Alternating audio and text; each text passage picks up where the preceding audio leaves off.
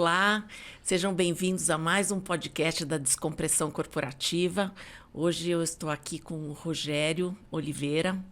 Ele é empreendedor, ele é sócio do Yunus para projetos sociais, um ex-nômade, palestrante, enfim, um monte de coisas que ele vai me ajudar a contar aqui mais sobre ele. Obrigada, Rogério, pelo seu tempo. Tive sorte de você estar em São Paulo, então, né? Porque eu soube que você não mora aqui, então fiquei com... Nossa, fiquei com uma alegria quando eu soube que você não mora aqui e está aqui. Imagina, pô, obrigado, super obrigado, Adriana, pelo convite. E são essas boas coincidências aí. Acho que quando a gente se conheceu, trocou por um call e você comentou aqui do teu projeto, do podcast, do Descompressão Corporativa, coincidia com 2 semanas que eu estaria aqui em São Paulo, então... Nossa, que bacana. Essas boas coincidências da vida. Feliz de estar aqui também. Então, eu comecei aqui falando de você, né, de ex-nômade, depois, ao mesmo tempo, você tem sociedade com o Yunus, que, enfim, que é um projeto maravilhoso, todo mundo conhece mundialmente. Então, como é que foi tudo isso? Me conta um pouquinho sobre essa junção, inclusive, mudança de vida. É muita coisa, né, que eu estou perguntando. Não, bastante coisa. A gente posso tentar dar uma primeira resumida aqui, depois a gente vai se aprofundando aí nos bastidores aí dessa história. Mas algumas das coisas que você falou são verdade. Já tem uns 4 ou 5 anos que eu vivo uma vida nômade, mas não um nomadismo, né, que cada mês eu estou num lugar diferente do mundo. Eu achei um formato de escolher 3 lugares no mundo nos quais eu sempre voltava. A pandemia e um novo relacionamento alteraram isso. Hoje eu vivo já há 1 ano e pouco em Caraíva, que é um lugar que eu também conheço na Bahia, um lugar que eu vou desde 94, mas morando tem 1 ano. E a história ligada ao Yunus, né, uma dos projetos das startups que eu fundei aqui no Brasil, começou, agora já tem 9 anos, também, enfim, é uma história curiosa aí como aconteceu, mas é verdade, uma honra, assim, né, que eu fui me dando conta aos poucos, assim, de poder dizer que eu sou sócio de um Prêmio Nobel da Paz. Pois é, um privilégio. Foi, inclusive, um amigo que me avisou, Rogério, você já se deu conta, né, disso, né, porque eu já tinha uma relação com ele ali àquela altura de algum tempo, então eu já tinha normalizado um pouco, digamos, a figura dele. A importância, né, do que não a importância, né, realmente um cara, a gente pode falar mais aí, mas realmente é um cara diferente, muito especial. Então não tinha normalizado a importância dele, mas acho que essa relação mais pragmática de ser sócio dele era uma coisa que eu tinha normalizado. Mas eu fiquei curiosa, como é que você conheceu ele? Porque ele é de Bangladesh, você é brasileiro, como é que juntou tudo isso? Claro. Olha, voltando um pouquinho para trás, Adriana, para te contar essa história, né? Eu trabalhei uns 17 anos no mundo corporativo, legal. Em diferentes empresas, e depois desse tempo todo, né, infeliz no trabalho, inclusive é um outro tema que eu estudo bastante, faço palestra também sobre felicidade no trabalho, enfim. Vou querer explorar isso também. Sim, então nesse processo todo ao pedir demissão do meu último trabalho em corporação, digamos, eu comecei a estudar esse tema de negócios de impacto. Eu já tinha lido os livros do Yunus muitos anos antes, então era uma figura que eu acompanhava, admirava demais, assim, e fui fazer uma viagem para a Áustria, na época onde ele estava organizando um congresso sobre negócios sociais. Para quem não sabe, né, negócio social é essa junção de 2 mundos que parecem que não podiam se unir, né? Que é você criar um negócio, uma empresa que gera receita, se sustenta financeiramente, mas para resolver algum problema do mundo, algum problema humano, ambiental, né? A junção desses 2 mundos, que há 10 anos atrás era algo só filantropia. Era só filantropia, e você falava em negócios sociais, era, sei lá, eu tive que talvez explicar umas 3 vezes pro meu pai entender o que é que eu estava fazendo da vida, para amigos, né, do mercado financeiro, imagina, o pessoal me chamava de louco. E hoje ainda bem, né, essa moda do ESG e etc, dos negócios de impacto, a quantidade hoje de dinheiro mesmo que circula no mundo, né, de investimentos de impacto. Então, que bom, isso tudo hoje já é conhecido, né, não é mais papo de abraça árvore, bicho grilo, né? E então essa foi o começo dessa minha história com o Yunus, foi esse encontro. Eu fui lá na cara de pau mesmo, ele acabou a palestra dele, eu fui me apresentar para ele já para contar algumas coisas que eu vinha fazendo nessa área no Rio de Janeiro, na época onde eu morava. E a gente manteve contato, anos depois ele veio para o Rio, para Rio Mais 20, e eu ajudei um assistente dele a montar uma programação para a semana que ele passaria ali no Rio de Janeiro. E no último dia, a gente indo para o aeroporto, ele foi bem assim mesmo. Ele falou, Rogério, eu gostei muito, né? Eu levei para ele conhecer alguns projetos que eu estava fazendo. E ele me perguntou, um cara super generoso, me perguntou se eu usasse o nome dele, se isso daria força para o que eu já vinha fazendo aqui no Brasil. Puxa, que bárbaro. E eu, enfim... Claro que sim, né? Eu até já tinha alguma intimidade com ele ali. A esta altura, eu brinquei com ele. Eu falei, Yunus, experimenta você usar meu nome, ver se te ajuda também. É uma brincadeira besta, né, que eu fiz. Aquela, talvez, brincadeira de talvez até um pouco de nervoso ali, um pouco emocionado mesmo, né, com o que ele ofereceu no momento, e foi isso. Enfim, um ano depois a empresa estava constituída aqui no Brasil, né, carregando aí o nome dele, aí coligada, né, a solução que a gente encontrou foi ligar a empresa do Brasil a uma iniciativa global que já também tinha nascido um ano antes, que tinha sede na Alemanha.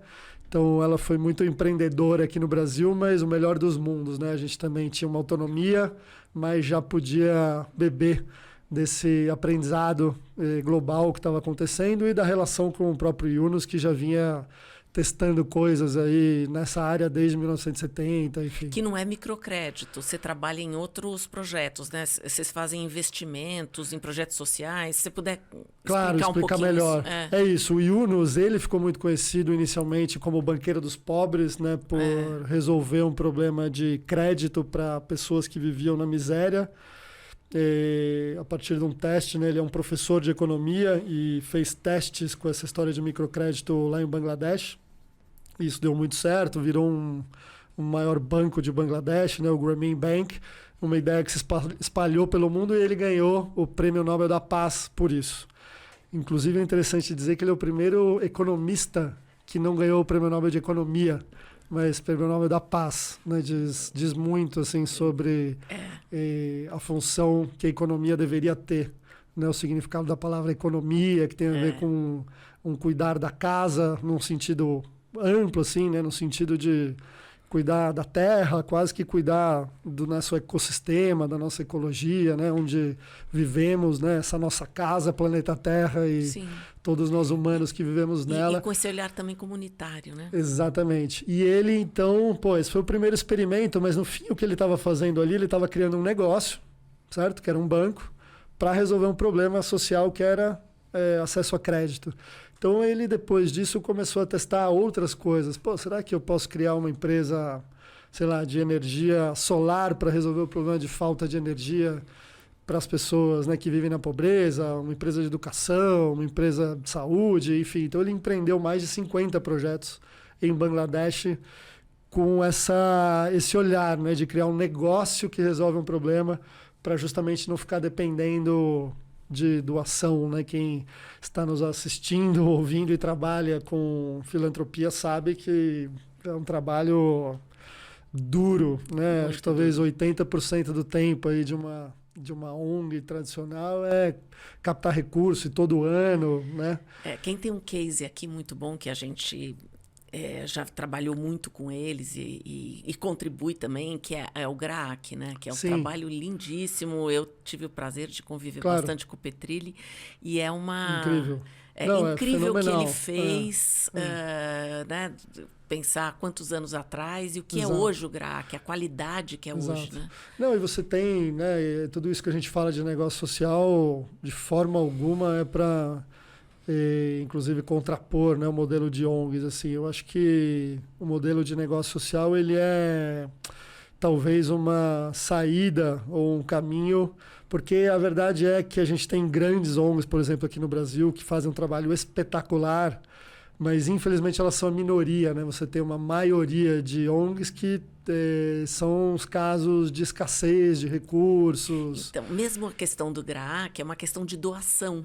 de doação, agora, que não deve ser fácil, por mais que seja o GRAAC, essa coisa de captar recursos, né? Mesmo para ele, sei lá, para um instituto com o McDonald's Sena, junto, enfim, mas de qualquer forma, o que vocês estão fazendo é uma coisa autossustentável, vocês fazem alguma coisa que ela se retroalimenta. Se retroalimenta, e aí mais do que só tirar, né, a necessidade de captar doação, você gera recursos para aquele negócio poder crescer, poder escalar, poder ganhar mais força para aumentar a chance de erradicar aquele problema, né? Acho que tem o Yunus, enfim, é um cara com uma visão muito poderosa, assim. Ele tem frases fantásticas, né? E uma delas é essa visão da gente um dia conseguir colocar a pobreza no museu, né? Um dia que a humanidade não vai entender, nossa, o que é miséria, o que é pobreza, e que para a gente entender o que é isso vai ter que visitar um museu e tal.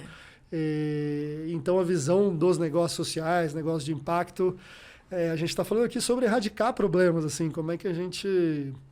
Então, por isso, você ter essa abundância de recursos e ter um modelo que seja independente, possa crescer, expandir, como um negócio, como uma empresa, né, um mercado tradicional, é fundamental, né? Então, enfim, não é à toa, né? Acho que o crescimento aí do setor, do tema, e tomara que continue assim. Eu fiz uma palestra no TED em Porto Alegre há talvez 6, 7 anos atrás, que eu brincava justamente disso, assim, né? Tomara que essa moda pegue, né? Sim, mas acho que pegou. Porque era uma foto do Yunus usando uma roupinha engraçada e tal, que eu usei no último slide, e pegou, né? Então, enfim, eu sou entusiasta cada vez mais e muito feliz que essa moda pegou. Agora, só para a gente não sair desse tema antes de mudar aqui, nesses projetos sociais que você, na verdade, empreende, encabeça, pelo que eu estou entendendo, quais os critérios que você usa para escolher os projetos dos quais são merecedores de investimentos sociais? Porque eu acho que isso é legal, porque de repente as pessoas que estão nos ouvindo, elas podem querer também saber como é que faz isso, né? Claro. Primeira coisa que acho que é super também legal as pessoas saberem, eu fundei a empresa já tem, acho que agora talvez uns 9 anos, eu sou péssimo de data, mas deve ter mais ou menos uns 9 anos, e a gente formou um time, e a gente já está no estágio aí, já faz uns 2, 3 anos, que é o que eu adoro, que é o me tornar inútil na organização que eu crio, né? Ah, que legal. Eu crio e trabalho para me tornar inútil e conseguir na Yunus, né? Hoje tem 2 diretores ali, o Chico e o Túlio. O Chico é justamente o que cuida do fundo da Yunus e dessa seleção de empreendedores que recebem recursos do nosso fundo, né? E aí vamos falar desses critérios. E o Túlio, só para quem está nos escutando entender, o Túlio ele cuida de uma área que desenvolve projetos de impacto social junto com corporações, né? Então, em parceria com a empresa. Então também como a empresa migrar, né, dessa visão de sustentabilidade para uma visão mais contemporânea, mais moderna, de geração de valor social positivo, assim mesmo, né? A gente pode falar mais disso daqui a pouco. Mas voltando à tua pergunta, os critérios que a área da Yunus, né, utiliza para definir que é empreendedor que recebe investimento ou não, são alguns, assim. Os principais dele é o time que está por trás daquela ideia, né? Não adianta nada você ter, sei lá, um projeto, vou acabar com a fome no mundo. Aí você vai olhar, né, aquele time de empreendedores e tal, são pessoas que realmente têm condições, né, de executar aquele projeto, aquele plano. Então, isso é uma das coisas mais importantes para a gente, as pessoas que estão por trás daquele projeto. O segundo é o próprio modelo de negócio, né? Então, é curioso, assim, Adriana, é comum, às vezes, pessoas que estão há muitos anos no setor social vêm falar com a gente e achando que a nossa análise é muito mais sobre a questão puramente social, nossa, vamos falar aqui do problema, etc.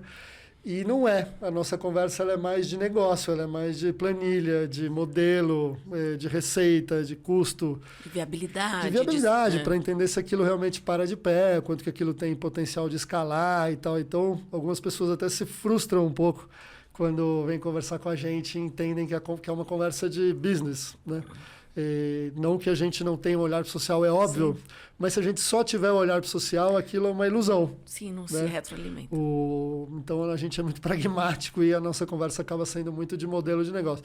Então esse é o segundo critério. E terceiro, obviamente, é a urgência daquele problema, né, que aquele empreendedor ou grupo de empreendedores estão ali tentando minimizar ou erradicar, né? Que problema é esse? Quão grave ele é, e aí, portanto, que modelo de negócio que você tem para erradicar aquele problema, e se o seu time que está ali montado para isso é forte o suficiente para fazer esse modelo de negócio acontecer, se tornar real. E aí vocês vão avaliar o montante que é permitido, que dá, né, para poder investir aí dentro entra uma do avaliação, fundo que vocês têm. Exato, aí mais financeira, né, de ticket médio, o valor, né, a gente também tem um fundo que é um modelo de crédito, né? Aí é uma conversa mais técnica, né? Tem fundos mais de equity, né? Que você ganha equity para poder administrar junto. Algumas cotas da empresa. Sim. O nosso modelo é de crédito. Então a gente, né? Com facilidades e taxas de juros aí abaixo, digamos, né? Do que qualquer pessoa normal conseguiria num banco. A gente fornece essa linha de crédito facilitado e com alguma carência para que a pessoa possa ali realizar os investimentos, o negócio e poder fazer ele decolar. Olha, para quem está começando é muito relevante isso. Para quem está começando, ou para quem já está num estágio, que é o que a gente hoje prioriza, né? São negócios que já estão, digamos, com o protótipo já feito, assim, o modelo já foi testado, está naquela fase agora do early stage ali que a gente chama em inglês, o estágio inicial, mas já com isso, o teste realizado, precisando ali de um capital para fazer o negócio justamente ganhar tração. Normalmente vocês entram na primeira rodada, né? Primeira ou segunda rodada, normalmente, do negócio. Se é um negócio que ainda precisa de um investimento para ser validado, para ser testado, a gente não entra. Normalmente tem algum investidor anjo que entrou antes da gente. A gente pode, né, ser o primeiro, mas normalmente acaba sendo uma segunda rodada. Aí. Então, o brasileiro é um povo assim que a gente sempre fala que ele é muito empreendedor, né? E a gente não sabe, às vezes, se ele é muito empreendedor, porque ele tem muita necessidade de se virar e aí ele acaba empreendendo naturalmente, né? Porque, às vezes, as necessidades, elas são grandes motivadores, né? Para que você faça esse caminho. Ou, de repente, essa coisa que você falou, né, da questão da felicidade do trabalho, as pessoas quererem um pouco mais de autonomia, de estarem com uma pressão muito grande, a gente falando aqui de expressão corporativa, tem um ambiente mais de, enfim, pressão, e às vezes as pessoas querem viver outras realidades. Claro que tudo tem um preço, claro, né? Tem fases da vida que a gente investe pra caramba, depois tem uma fase que às vezes você não quer, ou vice-versa, enfim. Mas não sei como é que você entende isso e como é que você tem trabalhado essa questão da felicidade do trabalho, já que se tornou um tema relevante aí para você. Claro. Eu acho que assim, primeiro, a tua pergunta aí, né? Você começou, enfim, falando do empreendedor, né? Por que ele busca empreender, se o brasileiro é empreendedor. Eu acho que o brasileiro ele tem uma natureza criativa, óbvio, sem dúvida, mas ele, talvez não por uma boa notícia, né? Ele tem uma capacidade de ter que se virar, né? Ele tem que... Pô, é difícil, né? Ser brasileiro. Não é simples viver aqui.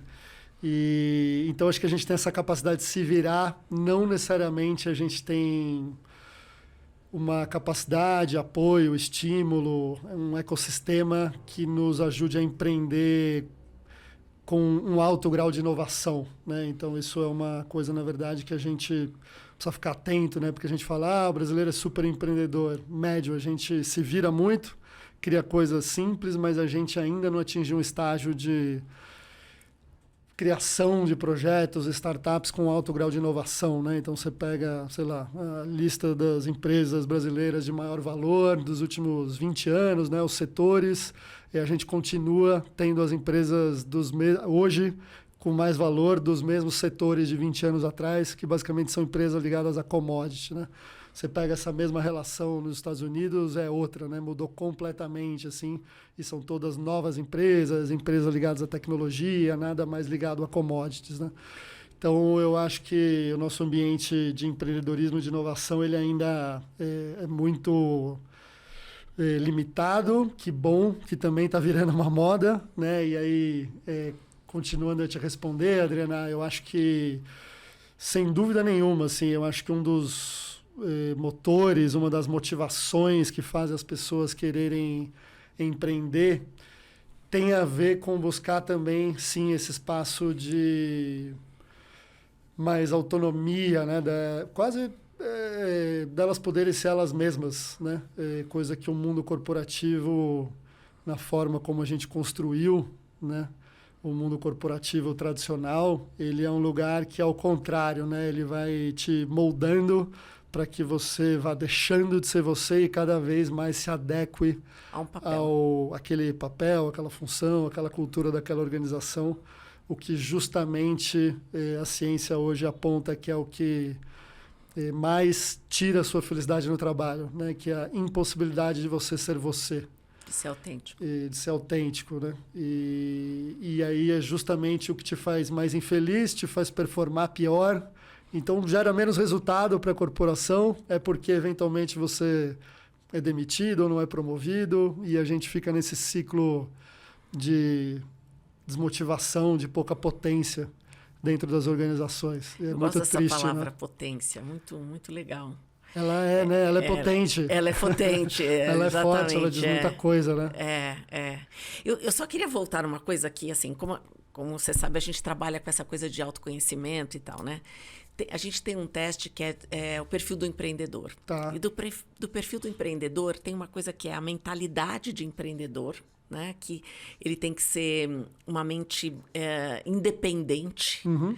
Ou seja, ele tem que tomar algumas decisões e não depender muito de aprovação, porque ele faz um papel muito sozinho. Total. Ao mesmo tempo, ele tem que ter uma característica que, para o Brasil, às vezes vem isso como uma coisa negativa, que é o oportunismo. Uhum. Mas o oportunismo no sentido de você agarrar a oportunidade, porque a oportunidade vai passando e você sente aqui, por exemplo, eu vou ter uma oportunidade depois com você, porque eu quero ver como que o autoconhecimento a gente pode pensar num projeto social. Claro. Porque eu acho que tem tudo a ver. Óbvio. Né? Uhum. Mas isso daí eu vou falar com você depois, porque eu tenho algumas ideias aqui. Boa. Ótimo.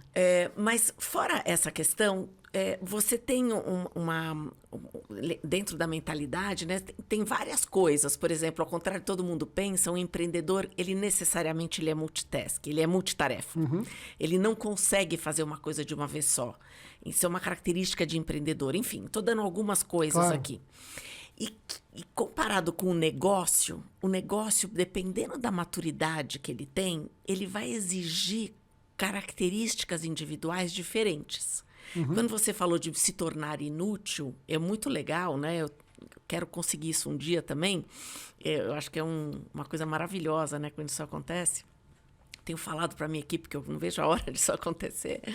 Mas o que acontece é que a cada estágio de evolução do negócio, ele vai te cobrar tanto estrutura quanto processos como características do executivo ou do empreendedor. Às vezes o empreendedor mesmo, ele fica bem na primeira fase, na segunda fase. Depois, quando entra aquela fase mais de estabilização do negócio, de rotina, o que precisa é criar processos, é criar follow-up, é tudo que o empreendedor detesta. Né? Perfeito. E a gente não é bom nisso. Eu falo, a gente não é bom porque eu sou... Sim, você está falando de mim aqui. A gente não é bom nessa figura, parte. Exato. Então, quando chega nessa parte, que o negócio precisa de padronização, precisa de algumas coisas para ele continuar mantendo a mesma qualidade, inclusive. Né? E claro que vai precisar também de inovação, de reforço, que eu acho que daí o empreendedor sempre tem ideias. Né? Às vezes a gente tem mais ideia do que é possível executar. Às vezes a minha equipe fala, chega, não queremos mais nada, porque na verdade tem mais, a gente tem mais ideias do que braço. Então a gente às vezes atropela, né? Eles estão se estabilizando na operação, já vem com mais uma ideia diferente. Então, eu acho que essas são coisas que fazem com que não só o empreendedor, mas os executivos e os processos modificam uma startup. E vai aí a questão também de investimentos diferentes. Porque se eu estou na primeira rodada, eu estou fazendo muito mais para alavancar, para crescer, para provar que aquela minha ideia ela é viável. Perfeito. Depois eu tenho um investimento que é para escalar, de repente, porque esse modelo já se provou, dá para ele escalar. E aí eu posso fazer de outra maneira, que é o que a gente tem visto aqui. Então, tem provavelmente empresas que gostam de investir em determinadas fases, e por isso que é tão importante avaliar que pessoas que estão tocando um negócio naquele momento, porque isso é que vai fazer o sucesso ou não daquele investimento ir para frente, né? Perfeito. Pelo que eu entendi, se eu estiver errada, você me corrige, a tua empresa, né, ela investe mais no começo, que está provando o modelo de negócio, mas ainda não está naquele modelo de escalar, ou já está no modelo de escalar. A Yunus, ela... É engraçado, né, que você falou, a tua empresa, eu não sinto como minha empresa. Mas a Yunus, né, e hoje lá o Chico e o Túlio que tocam a empresa, eu tento, isso aí, ser essa figura que não atrapalha, hoje em dia. Então, o foco hoje no investimento da Yunus são negócios que já provaram o modelo. Tá? Então, lá, a gente não investe numa fase de teste, a gente investe na fase seguinte. O modelo está aprovado, ótimo, te ajudamos agora a escalar e ir para o outro estágio. Legal. Tá. Mas não de repente, com uma gestão junto, é mais financeiramente. Não, a gente apoia muito, a gente acompanha o projeto, né, e se debruça sobre o plano de negócios e entende ali o quanto que ele é realista, é factível, conecta, né, com acesso ao mercado. A gente não é só uma ajuda financeira, é uma ajuda... Às vezes a ajuda financeira é a mais fácil, né? Eu tenho uma visão hoje que ainda escuto, infelizmente, muitos empreendedores falando não tem investimento, falta recurso, etc. Eu acho isso uma tremenda bobagem, assim.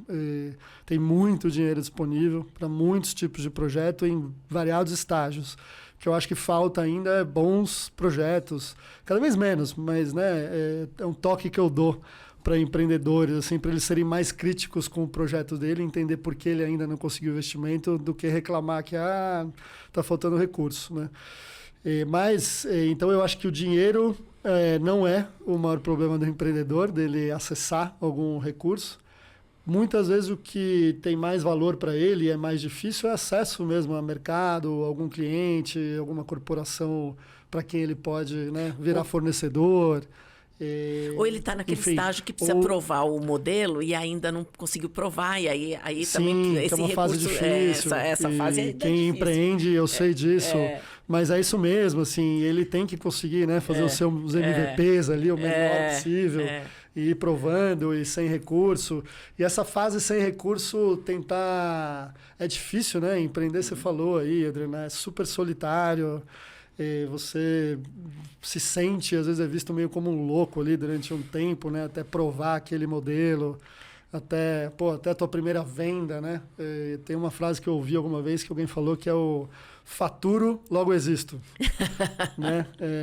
Que é meio isso, assim, um dia antes de você fazer a tua primeira venda, você é o louco, o maluco, o sonhador e tal. Fez a venda, é real, né? O teu negócio existe, alguém viu valor naquilo, comprou.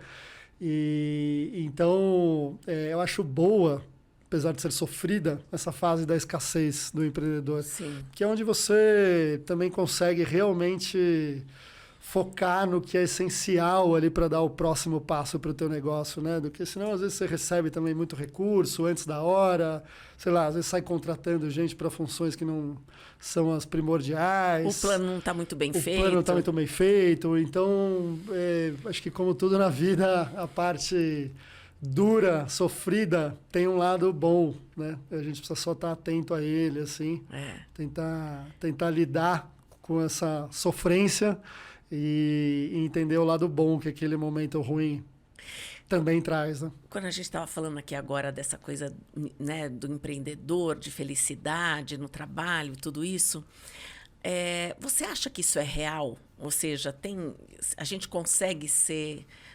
autêntico e feliz o tempo todo no trabalho? Porque eu vou falar por mim.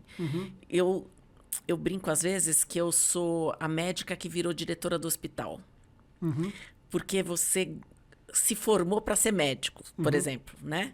Então, você adora aquela parte de estar com a mão na massa. Eu sou psicóloga. Claro. Mas eu não posso ficar só atendendo, porque eu tenho uma empresa. Então, eu tenho que virar diretora do hospital. Claro. Não dá para ser. Então, tem papéis, tem horas, momentos que eu estou fazendo exatamente só o mais prazeroso, mas tem muitas vezes que eu tenho que olhar balanço. Claro. Que não é uma coisa prazerosa para mim, pelo menos. Lógico. Minha visão sobre isso, Adriana, acho que tem duas coisas, né? Do que eu venho... a gente falou aqui bastante da Yunus e tal, eu empreendi outras coisas, outras empresas, e uma delas tem a ver com o tema felicidade no trabalho, futuro do trabalho, então eu estudo bastante isso.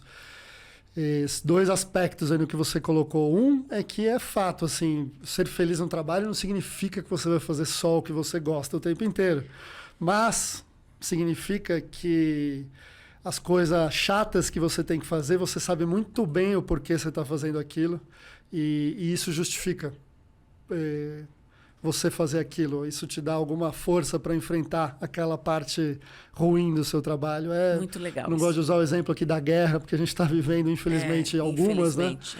No mundo, mas é meio que aquele soldado ali que está na trincheira. O cara sabe por que está ali e faz sentido para ele o porquê, o que ele está defendendo e tal, ele não quer estar ali naquele momento. Mas se faz sentido para ele estar naquela guerra, ele topa, né? Tá ali naquele momento.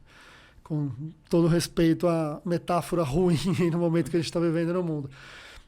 Um outro aspecto, Adriana, que eu acho que é difícil para nós empreendedores também, e aí tem a ver com autoconhecimento, é você, eu digo não você, Adriana, sim, só, eu estou falando para mim e para outros empreendedores aí que eventualmente estejam nos escutando, mas é você também perceber, você como fundador de um negócio, até quando você deve ficar. Tem que ser o CEO desse negócio que você fundou, ou você pode encontrar uma outra função que te dê o local do prazer e da felicidade, e você não vai deixar de ser o fundador, e você vai ter a reunião do conselho, onde você continuará dando ali, né, opinando na direção estratégica daquele negócio, mas de você, às vezes, abrir mão, né, do lugar que eventualmente não é o que te dá mais prazer. Eu tenho clareza hoje, tenho uma clareza absurda sobre isso em relação a mim, assim, né? Por isso que eu te falei, eu tenho hoje,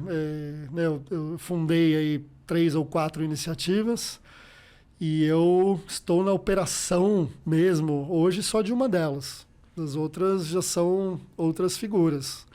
E eu participo do conselho, opino e tudo bem, né? Eu vou chegar lá.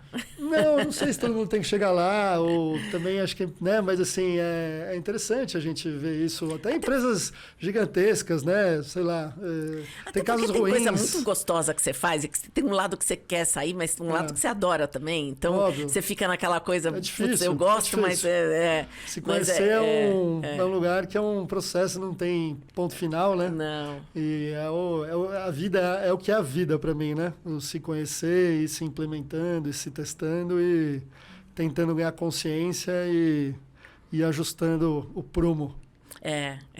Quando você Ter falou... coragem para isso também, né? Porque a gente se conhece, ganha consciência, mas aí não tem a coragem de fazer o movimento, implementar isso que você já ganhou consciência, né? Para mim, a fase... Não sei se é mais difícil, porque ganhar consciência também é muito difícil.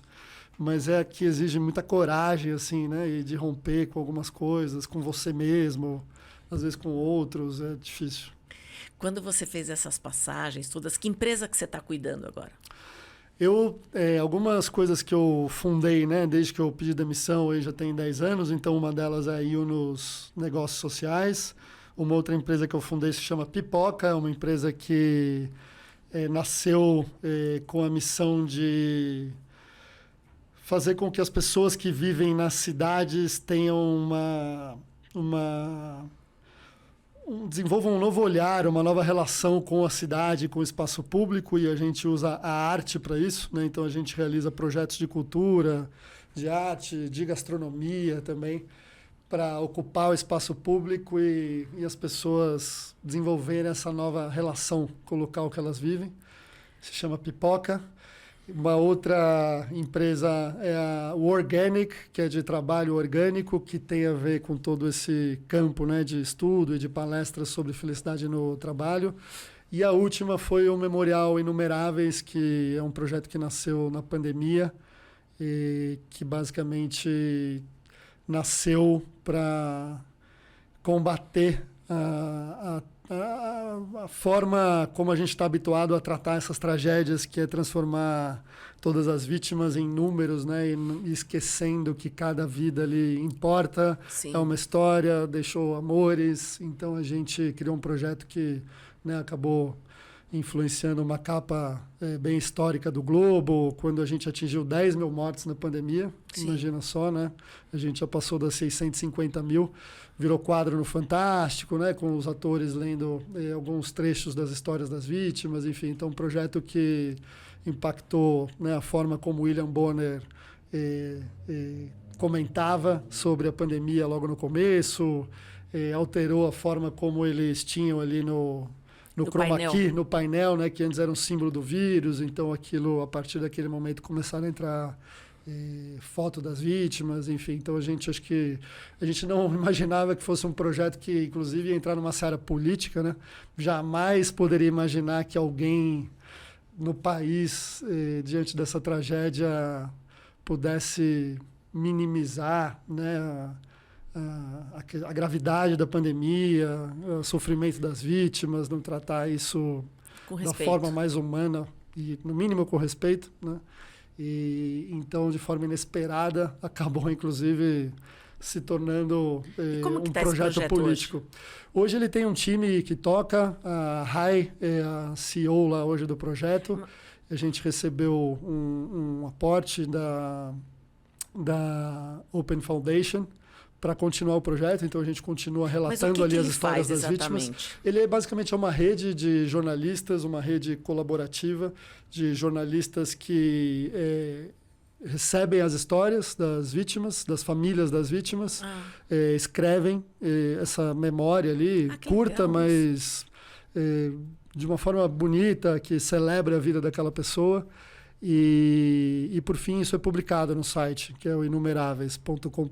Nossa, que bárbaro. E agora, né, a gente está entrando numa segunda fase com outro cofundador do projeto, que é o Edson Pavone, um artista plástico que usa tecnologia para criar obras que têm a ver com a conexão humana, né? Então, ele adorou quando eu provoquei ele sobre a ideia de criar o Inumeráveis, e ele, brilhantemente encontrou esse nome, encontrou, né, a narrativa para a gente lançar o projeto.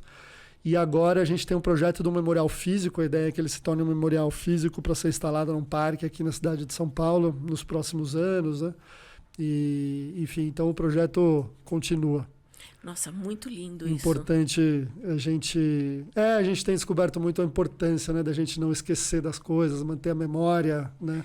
A gente hoje no Brasil discute se houve golpe ou não, tortura ou não, né? Então a gente percebe a importância dos memoriais para que as novas gerações não se esqueçam, né, do que a gente já viveu. Os Estados Unidos é muito bom de fazer isso também, né? Estados Unidos, europeus também. Os judeus mesmo, com essa questão da Segunda Guerra. Total, você vai no museu, né, do Holocausto, em Berlim, enfim, não tem como você... Mesmo Israel mesmo tem um super E até para bonito. isso, né, tem negacionistas aí que dizem que nem o Holocausto aconteceu, né? Tem até um filme que fala sobre isso, então você vê, né, o grau de loucura que pode chegar ao ser humano, a importância da gente registrar muito bem a memória de como as coisas aconteceram. Nem vou entrar nessa seara, porque tem alguns ainda também que acham a terra plana. Cheguei no meu limite aqui. Então, como tem alguns de terra plana, então é melhor eu nem comentar isso, né? Pois é. Mas, enfim, a gente continua aí, sem polemizar, né, nesse caso. Mas, voltando para a questão da felicidade no trabalho, que eu acho que é uma coisa que a gente tem visto do nível de burnout, né, que tem muito a ver também como as pessoas lidam com essa questão do estresse. E como você falou, não é tudo tudo que a gente faz que é gostoso, mas que o saldo é positivo, né? Quando a gente pensa, obviamente, que eu nunca gostei de números mesmo, mas faz parte. Então, você internaliza que aquilo faz parte, é do seu papel e aquilo tem que ser feito e faz toda a diferença quando você faz. Eu digo isso até por experiência própria, porque no começo eu acho que eu até deixei de olhar com tanto carinho que eu devia olhar essa parte, porque eu gostava tanto da outra, que eu delegava muito essas coisas. Não que eu não delegue hoje, delego muito também. Claro. Mas é importante que você vá tomar consciência. Mas, enfim, dito isso, porque eu vejo hoje não quero generalizar, porque tudo que se generaliza é errado, é ruim, né? No sentido de que não é verdadeiro. Mas eu percebo que tem muitos jovens que estão sofrendo muito, porque não se encontraram na carreira. Então, tem muita entrada e saída de empresas, pessoas formadas que não se realizam, tão infelizes. E não é que não conseguem emprego em lugar bom, conseguem emprego em lugar bom, mas fica um tempo e assim, tem uma questão que aí a gente vai colocar... eu não quero também colocar como geracional, porque eu acho que não é por aí também. Mas eu percebo que tem uma questão de expectativa de que o ambiente seja um ambiente quase como idealizado, de que ele não tem frustração. E ele tem frustração. E faz parte de lidar com a frustração. Ela também nos ajuda a crescer. Né? Os erros e os acertos, esse laboratório que a gente vive no trabalho, ele também nos ajuda. E é na interação que a gente cresce com esses erros e acertos. Então, essa felicidade, ela é importante, mas ela também tem que ter um grau de maturidade emocional para entender o que é essa felicidade de fato. Exato.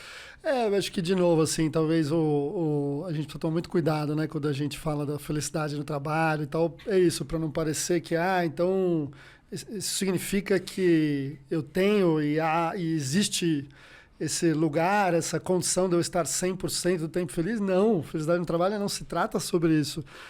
Se trata, óbvio, de você aprender de forma, inclusive, mais científica, quais são os elementos que você precisa ter na sua vida profissional para que você aumente ou passe uma boa parte do tempo mais feliz. Não significa sempre feliz ou com mais significado naquilo que você faz, mas significa também que sempre tudo vai ter significado, né? Esse lugar de maturidade, assim, né? De essa coisa... Bom, e aí, portanto, o ingrediente mais importante, né, que eu falei antes, que é para a gente ter uma vida mais feliz no trabalho, é essa coisa de ser você.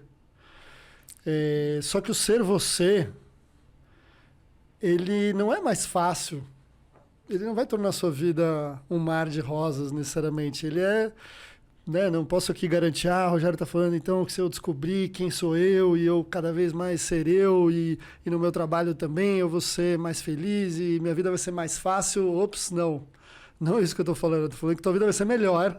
Não estou falando que é mais fácil. Não estou falando que, ao contrário, pode ser mais difícil, mas ela vai ser melhor para dentro de você. As novas gerações, né, acho que a tua pergunta começou trazendo esse aspecto, eu acho também um lugar super perigoso, né? Então, da mesma forma como, sei lá, talvez, não sei se eu vou lembrar o nome aqui, mas os yuppies, ou qual era o termo que a gente usava? Baby boomers, né? Que nasciam com aquela projeção também da vida no escritório, engravatada, as reuniões nos últimos andares, envidraçados e tal, né? Corner office. Corner office, então tinha essa idealização, né, do que era o sucesso profissional e tal. E óbvio que isso tudo hoje, ainda bem, né? Cada vez mais a gente tem falado do quanto que isso é uma armadilha, né? Que essa geração caiu ao idealizar isso. A gente também não pode, né? As novas gerações, millennials e etc e tal, não podem cair nessa nova armadilha, né? Que é ao achar que, não, então eu só trabalho por propósito e eu tenho que trabalhar de bermuda e é colaborativo e é tudo remoto e não sei o que lá. Gente, não tem modelo. Não caiam no erro de novo projetar o como você acha que tem que ser e seguir isso fielmente, assim, né? A vida é muito mais difícil do que isso. A vida é muito mais sobre quem é você. E você ir descobrindo o que funciona para você e em que medida, né? E tentando achar o teu lugar onde ser você é possível, mas isso não significa, como você disse, ausência de frustração. A vida tem frustração. E faz parte, faz é necessária. Parte, é importante que você viva algumas delas, né? E para aprender a lidar com ela, né? Então... Foram as que mais me desenvolveram. Então, né, de novo, assim, é o risco dessa nova geração cair nessa... só mudou o tipo de projeção, mas também é uma projeção cheia de idealismos e é uma nova armadilha que essa nova geração precisa tomar cuidado para não cair. Né? E aí tem uma coisa de você conhecer que valores que te Desculpa, Adriana, porque daí também né, a gente já vê reflexos disso. Assim, eu vejo muita gente jovem, não, vou empreender, e propósito, e vou ser feliz, eu trabalho e tal. Pô, você vai nos bastidores, o cara tá ferrado de grana, ferrado de sono, de não sei o que lá, e tá infeliz na vida, e não tem relacionamento, esquece do resto da vida. Então, isso já tem produzido efeitos negativos nos bastidores, e que as pessoas daí, misturado com as redes sociais, eu preciso estar sempre bem, eu sou super-homem, etc e tal, então elas também não revelam isso, e ao contrário, ficam reforçando esse lugar da imagem positiva o tempo inteiro e não abrem espaço para a gente poder falar do que está dando errado, né? Aí é só a gente olhar os números aí, né, de venda de ansiolíticos, como tem crescido, o número de suicídios, infelizmente. Nem fale. Então, a gente precisa olhar para isso. Eu acho que é um excelente ponto isso. Até eu estava lendo outro dia um número de suicídios de donas de casa na Índia, né? Que é absurdo. Mas aí no é Brasil, por outra razão. Super e entre jovens, né? Então... E precisamos estar atento a essa isso era uma projeção coisa que atual. Era que nem no começo da pandemia, era uma coisa distante, assim. Você sabia um caso lá longe e tal. Depois começou a ficar mais perto. E a mesma coisa tem acontecido com o suicídio de jovens, né? Antes você ouvia dizer uma coisa assim, aí você começa a ter pessoas que você conhece alguém ou mais perto. E isso está ficando realmente mais... Então, você vê que está aumentando, infelizmente. Mas o que eu queria te falar da questão de valores é assim... às vezes a gente não percebe que a gente está fazendo essas escolhas por causa de determinados valores.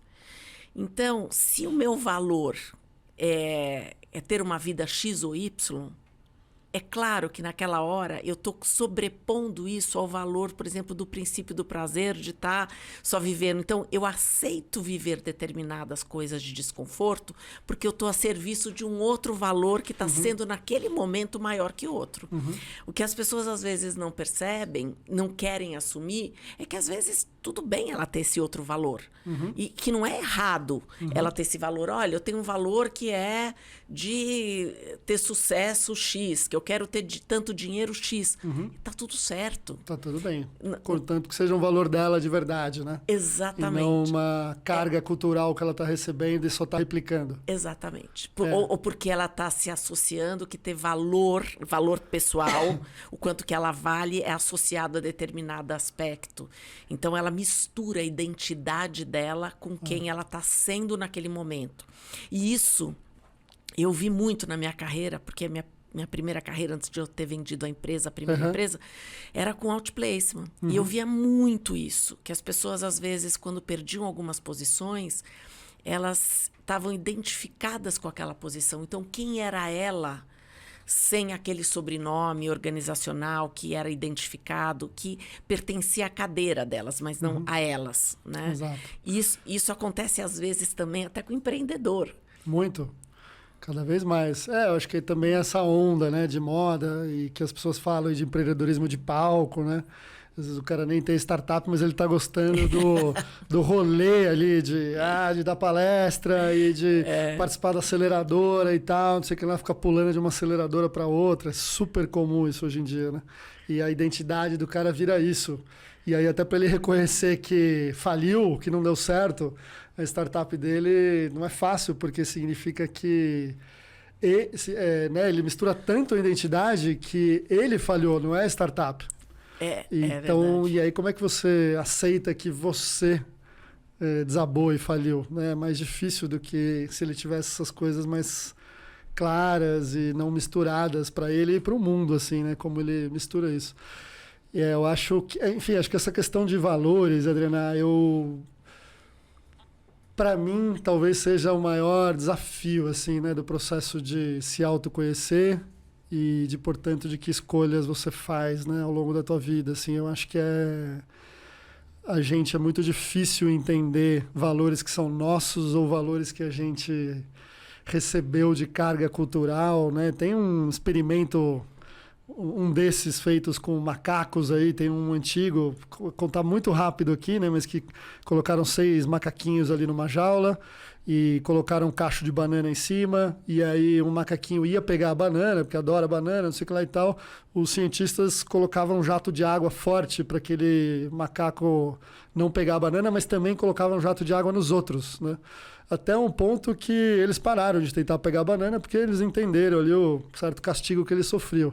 Aí os cientistas trocavam, tiravam o macaco da jaula, punham outra, aí o macaco lá que não sabia de nada ia direto pegar a banana, ducha em todo mundo, bababá, desistiu. Aí fizeram uma troca nova de um macaco novo, tiraram da jaula. O macaquinho novo foi subir para pegar a banana, olha o que acontece. Os outros todos não deixaram. Encheram ele de porrada e não deixaram ele subir para pegar a banana. E ele, pô, ok, né? Aí trocaram mais um macaco. O macaquinho novo foi pegar a banana, os outros todos caíram na porrada, inclusive o anterior, que tinha apanhado, nem sabia o porquê, foi lá e caiu de porrada também. Aí olha a loucura, né? Os cientistas foram trocando todos os macacos até uma hora que colocaram a banana, não tinha nenhum macaco que tinha tomado a ducha e nenhum subia mais para pegar a banana. Né? Então, se você perguntasse, se o macaco falasse, a gente perguntasse por que você não pega a banana, o conhecimento do porquê eles pegavam nem estava mais lá. E carga cultural que a gente recebe é isso, assim, né? As coisas que a gente faz ou não faz, que a gente nem sabe mais o porquê e não tem como acessar o porquê. Então, quando a gente fala de eu tenho que encontrar uma empresa que tem os mesmos valores que o meu, ou, pô, cargo, quero crescer, ou ter sucesso, o que é sucesso para mim? É dinheiro, e se for, tá tudo bem, mas será que é para todo mundo? Será que, né? Então, quem é você, que valores que você carrega? Nossa, isso é a vida, né? Descobrir. E o caminho mais fácil, eu, né, já fiz algumas sessões e aulas com jovens, alunos, inclusive escolas. Sugestão que eu dou, na verdade, não é você descobrir quem você é, mas é você descobrindo quem você não é. Né? Então é você ir testando coisas diferentes na sua vida e sendo honesto assim, com você, tentando entender o que ressoa ali no teu corpo, no teu coração de uma forma positiva e você investigar mais essas coisas. Né? E isso é mais você. E aquelas coisas que você está fazendo, eu fiz aquela faculdade, eu quero ter filho. Será que você quer ter filho mesmo? Será que você quer fazer aquela faculdade mesmo? Você é porque todo Será mundo que você quer ter aquela tenha carreira? Né? É por você ou é por essa carga cultural? Eu acho que uma das coisas mais difíceis que você falou aqui é a questão de você sair do automático e perceber que você está no automático. Isso, reconhecer que você provavelmente está nele. Eu estou, você está. Qual é o piloto automático que eu estou? Quantas coisas foram introjetadas ao longo da tua vida que fazem parte da tua cultura, da tua família, do ambiente, do que era valorizado naquele momento e que você pegou para você. Então, e aí, desde criança, você se associou para ter amor, para ser... porque nós somos seres sociais, né? Claro. Para ser amado, o que era isso? Para ser amado tinha que ter esse comportamento, tinha que ter aquilo. Se associa, você está igual o macaco. Você está repetindo porque você acredita que se você fizer este comportamento, você vai ser valorizado, amado, etc. E você nem questiona que o momento que você gravou essas informações não é o mesmo que você está vivendo hoje. Exato. Então, até, enfim, nessa onda, e isso aqui não é uma crítica, por exemplo, né, a ferramentas hoje aí que existem, eu sei que você trabalha com alguma delas, por exemplo, né, de apontar as melhores empresas para se trabalhar, etc. e tal. Infelizmente, o peso dessas avaliações, de algumas perguntas, ainda carregam valores que a ciência hoje já mostra que não são de verdade os que mais pesam para você ser feliz no trabalho, por exemplo. Sim. Né? Então, por exemplo, você ser promovido, etc. e tal, te faz mais feliz? Não, necessariamente. não para todo mundo. Então, você está medindo se uma empresa é melhor para se trabalhar. Não, a gente não trabalha com isso. A gente trabalha só com autoconhecimento. Desculpa no teu caso, mas imagina, você sabe que são pesquisas super eu sei, difundidas e que bom que elas existem. E claro. elas também levam tempo para se atualizarem com, né, o que a ciência tem de mais novo e mostra do que nos faz feliz no trabalho. Mas é só para dizer que o lugar que nos faz mais feliz no trabalho... Primeiro, assim, é mais simples a gente começar a desvendar esse mistério e a essência dele é o quanto que você pode ser você. Só que para você ser você, tem a árdua tarefa anterior que é você descobrir isso, né? Quem sou eu? O que eu valorizo de verdade? O que eu já experimentei? O que ressoa no meu corpo, no meu coração para então eu poder ser eu mesmo, né? Porque também é fácil a gente... cair no lugar de vítima e ficar culpando os outros. Ah, meu chefe, minha namorada, não sei o que, não sei o que lá. E eu que não tomei a decisão. A gente fica lutando ali, pô, não fui promovido. Cara, você não sabe ainda nem quem é você, o que você valoriza, o que pra daí você começar a encontrar o teu rumo, ser você e ser mais feliz, né? Em falar em felicidade, eu vou mudar de pato para ganso. Vamos. Você falou para mim sobre carnaval de rua. É verdade. Então, eu queria até terminar aqui o nosso papo, que foi tão bacana. É bacana, tá? Continua super bacana. Me conta essa coisa do carnaval de... Não, porque você é incrível, né? Você foi de A a Z, né? Acho que a gente até quando se conheceu, né, Adriana, a gente falou um pouquinho disso, assim, até de... eu tinha uma certa vergonha, assim, de falar, né? Porque eu era isso, o sócio do Prêmio Nobel da Paz, e o cara aqui, sei lá, estuda felicidade no trabalho, e o Inumeráveis e tal, e tem a ver com carnaval de rua e tal. Para mim era uma coisa que é engraçado, mas eu colocava como uma coisa... secundária. Não sei se secundária, mas que não tinha a ver com o resto de quem eu... Mas tem tudo a ver. Descubro ser, e demorou algum tempo para eu entender que tudo está conectado, assim, né? E o Carnaval de Rua, enfim, ele é é como a Pipoca nasceu, essa empresa que eu comentei aqui antes, né? A gente começou de um jeito super espontâneo, eu era batuqueiro de bloco no Rio de Janeiro, percebi que isso não existia aqui em São Paulo, e aí então, na época, comecei a trazer isso para São Paulo, essas oficinas de bloco de percussão, e aí isso acabou... em 2011, mais ou menos, a gente fazendo os primeiros desfiles de carnaval aqui nesse modelo, com outros blocos que também estavam nascendo, Baixo Augusta e etc e tal. E isso ajudou a... ajudou não, com certeza foi o impulsionador aí, na verdade, do movimento que se viu depois, né, do nascimento de blocos e do Carnaval de São Paulo ter se transformado no maior do Brasil, né? Tudo que vem para São Paulo vira o maior, anos. O maior, ao mesmo tempo, é bacana porque ele é o mais diverso também, né? Em tipos de blocos e músicas, etc. E, com uma importância brutal, né? Social, assim, de perceber o quanto que o paulistano precisa... Com uma demanda reprimida, né? E não só de carnaval, mas eu morei 10 anos no Rio de Janeiro, Adriana, e as pessoas perguntam, você gostou de lá? Eu falei, gostei, óbvio, coisas boas, coisas não tão boas, mas, o que você gosta lá? Porque tem praia, você pega onda? Não, o que eu mais gostei de lá era uma coisa meio intangível, meio sutil, que é essa vida mais espontânea que o carioca consegue levar. Bom, é importante dizer que a bolha carioca, né, Zona Sul, consegue levar, porque tem a parte absolutamente esquecida do Rio de Janeiro pelo Estado que sobrevive, mas a bolha carioca consegue viver essa vida espontânea, que você acorda, por exemplo, no sábado, aí por acaso você foi para a praia, por acaso você encontrou alguém, aí sem planejar você foi tomar um chopp, aí você combinou de almoçar, não sei o que lá, aí à tarde você ouviu um samba na esquina, você foi lá, quando você vê, você está à noite, chegou em casa, você não planejou nada, o teu dia foi incrível, e essa vida espontânea, orgânica. E em São Paulo a gente tem muito pouco dessa possibilidade, né? Pelo tamanho, pela natureza do lazer aqui ser tudo fechado, pago, estacionamento, transporte. Então acho que o carnaval, a gente também realiza um outro projeto que chama Smorgasburg, que se tornou o maior festival de gastronomia de rua no Brasil, levou 100 mil pessoas, imagina. para a rua, para comer comida de rua, né? Sem nenhuma atração musical famosa, nenhum chefe famoso.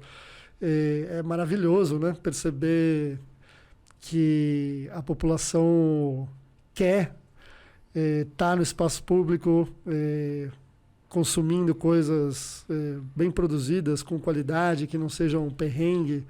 E é incrível ver a reação das pessoas ao elas perceberem que elas estão vivendo um dia maravilhoso sem nenhuma grande atração, sem nenhuma, entendeu? Celebridade ou grande acontecimento acontecendo, além do fato delas estarem lá. Celebrar a vida. Celebrando. Então, enfim, sou muito orgulhoso hoje da Pipoca, que também já tem aí seus 9, 10 anos de vida.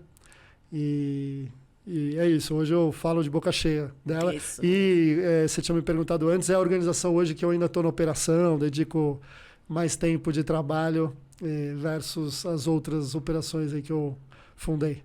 E tá tocando? Eu sabia que eu não estou tocando, um pouco por causa da pandemia, né? Mas justamente pelo estilo de vida ali, viajando, meio nômade, eu não conseguia me dedicar mais a tocar em um bloco. Então, você vê, tem a ver com aquilo que você falou antes lá, de que às vezes as coisas que a gente mais gosta a gente deixa de fazer, né? Mas tudo bem, é consciente e eu, quem sabe, volto agora. Mas eu acho que está super integrado, porque tem uma coisa social, tem uma coisa de trazer alegria para as pessoas, tem uma coisa de espontaneidade. Então, os seus projetos, eles tratam aspectos diferentes desse conceito, né, de trazer autenticidade, felicidade, tudo integrado com partes diferentes, né? E eu recebi, Adriana, um convite para escrever um livro agora, e justamente esse convite tem me obrigado a achar um padrão, né, nas coisas que eu tenho feito na vida.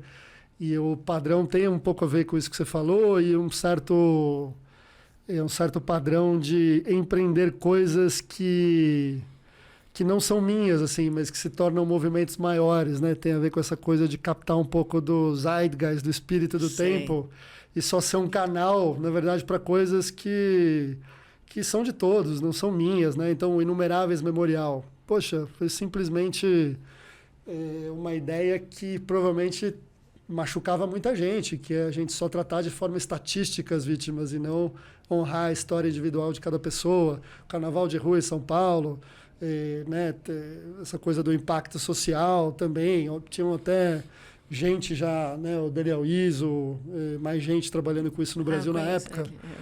Mas, né, então, empreender coisas que se tornam esses movimentos maiores e que você perde o controle e entende que você só foi um canal, né? Então, também é um bom exercício pro ego, de você não se sentir muito especial, como, eu que tive essa ideia. Não, você foi um bom canal, você captou isso no sutil da vida e conseguiu executar e transformar em algo concreto, né? Mas, assim, eu consigo sentir de você toda essa energia, sabe? De execução, de empreendedorismo, assim. A gente tem aqui na Descompressão Corporativa um lema também que tem a ver com a Felipelli, que é tudo que é humano nos interessa, né? E você é a alma viva disso, de verdade. Que bom. Porque você tem a sensibilidade de ver as dores, empatizar com a dor das pessoas que estão morrendo, de empatizar com a alegria e trazer mais alegria dos blocos, de empreender para pensar na questão sustentável. Então, uma honra estar com você. Muito obrigada. Super obrigado. De verdade, um prazer estar aqui. Agradeço aí o convite. Fico constrangido com esses elogios aí, mas enfim, mas são sinceros. Eu sei, eu agradeço. Eu hoje consigo já ter orgulho de uma parte do que eu descobrir ser e de estar conseguindo transformar isso de forma pragmática, assim, também em coisas que possam, né, ser de interesse e de utilidade, assim, para mais pessoas do que só para mim mesmo. Então, ainda tenho muito para fazer e descobrir, mas o que eu já descobri, eu já sou feliz com isso. E está fazendo muita gente feliz. Então, continua. Tomara. Continua que você está no caminho certo. Obrigado, viu, Adriana, então, pelo convite aí, pelo papo, foi ótimo. Pessoal, então, depois desse episódio incrível que a gente participou hoje, né, que a gente testemunhou, curtam o nosso canal, compartilhem, espero vocês para o próximo episódio. Até lá!